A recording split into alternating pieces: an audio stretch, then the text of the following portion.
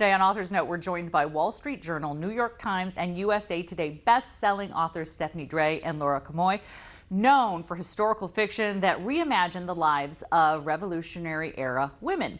It spotlights moral dilemmas, sacrifices, and choices that helped shape the early American nation.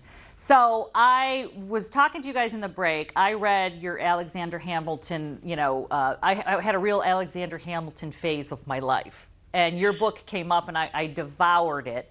So when I was reading it, the question that I have, and I think a lot of people have, is what part is fiction and how do you bring the fact, how do you weave those two things together? Well, we always start with the primary source material, which are largely located on the National Archives website, founders.archives.gov. They're available to people everywhere to research, and they're an amazing trove of resource because they are digitized and transcribed, which makes them searchable. And so we do as much as we can to put the dialogue in our novels in the original words that we find in their letters. But there are, of course, always blanks in the records, and that's where the fun is. That's where you can, use your creative license and imagine conversations and situations. I loved My Dear Hamilton. Just FYI, I want to plug that one because it is wonderful. But now you've turned the spotlight on a founding mother, again, who is so rich and fascinating to read about. The Founding Mother is the name of the book. We're going to learn about Abigail Adams. So let's talk about how you turned your attention to her and what made her such a great subject for a novel. So readers had been asking us to write about Abigail Adams for years, and we had avoided it because there was the John Adams HBO special, which we're great fans of, and we thought, how could we compete with Laura Linney? She's a national treasure. But we thought about it, and we found that there were areas of Abigail's life that the special doesn't really cover. When she was on her own, running the farm and keeping the family afloat during the war. And so we really wanted to put her front and center and give her the honor that she earned. I feel like I loved the Abigail Adams, the way she's portrayed in the John Adams, books. But I felt like the HBO series was it was sad. It was dark. And one thing I think if you read about the Adams, they persevere. And they're so positive about the future all the time. So I'm kind of looking forward to that component. I want to ask, did you touch on at all the breast cancer diagnosis of her daughter in the book? Because that's another part when you read, you just can't imagine what she and her daughter went through.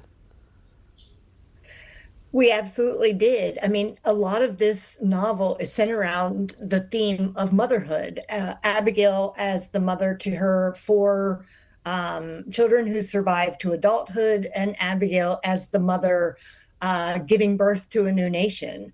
And so her relationships with her children are really a central part of the novel. And there's a real closeness with Nabby as her oldest. The breast cancer diagnosis was something that we covered in the novel, and it was an interesting synchronicity. We sometimes like to joke that like real life, intersects with the work that we're doing in interesting ways. Because in the middle of writing the novel, I myself was diagnosed with breast cancer and underwent surgery for treatment. And so having the scene of Nabby's own surgery, it was a really sort of poignant and moving experience to work on that. And it's a fascinating bit of history because Nabby undergoes one of the first mastectomy surgeries in U.S. history. It is fascinating, and you just look back at how it must have impacted them, the pain, the strength, all of those things. I'm so excited to read about this. The other part that you're touching on is her travels. So she goes to France. Talk about that a little bit. That's amazing. And it was so much fun to write because who doesn't love to set something in Paris? Abigail went to Europe with her husband on his diplomatic mission, and there she met some very fascinating characters, including Thomas Jefferson. with whom she forged a very close friendship. And that story is also a big part of the book. So it's also perfect timing. I'm sure you're aware the 250th anniversary of all of the things we're going to be consuming and kind of, impacted by that are out there. This to me is such a rich place for us to spend some time to learn about Abigail Adams. Was there something that surprised you when you were doing the research? Because I feel like I do know about her because I'm interested personally, but was there something like, whoa, I never thought of that? One of the things that really surprised me, and is one of the things I most admire about Abigail, is that at the end of her life, after she, through her own entrepreneurial efforts, acquired quite a bit of personal wealth, wrote a will and bequeathed that wealth to the other women in her life so that they could have some degree of financial independence. And I just found that an amazing act at a time when women didn't write wills, and she actually had to sort of go, make some arrangements to make sure that it would be legally Trailblazing enforced. thing to do. Thank you guys so much for talking up this morning. The Founding Mother is out May 5th, available everywhere. A huge hit, I'm sure. You can follow Stephanie and Laura on Instagram too for the very latest and for their schedule of events that they're going to be talking about this wonderful book. Great idea. I wish I was in on all your research. It's fascinating. Thank you guys so much for joining us on Author's Note.